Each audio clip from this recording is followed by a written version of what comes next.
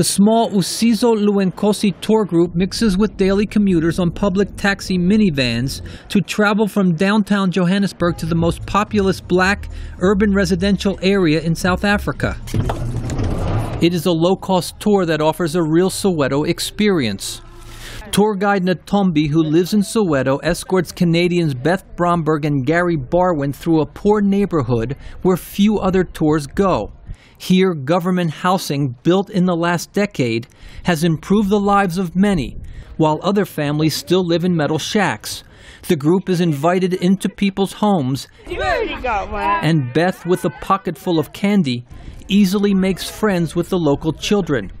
She says in this small group setting, she can learn about culture and conditions in a way that is sensitive to the people. I just didn't want to be gawking at anyone. If I couldn't do this with respect, I wasn't going to do it.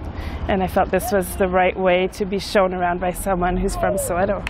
The centerpiece of any Soweto tour, of course, is the visit to the house where Nelson Mandela lived shortly before he was imprisoned in 1962.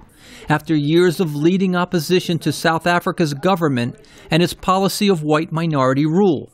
The small brick structure is full of photos and memorabilia depicting Mr. Mandela as a young activist, and after his release 27 years later when he helped negotiate the end of apartheid, was awarded the Nobel Peace Prize and was elected the first black president of South Africa.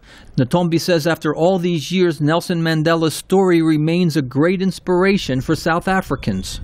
It's very rare to see somebody suffered for the whole nation.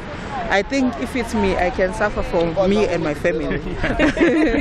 The tour also stops at the nearby house of Bishop Desmond Tutu, who also won a Nobel Peace Prize for his efforts to end apartheid.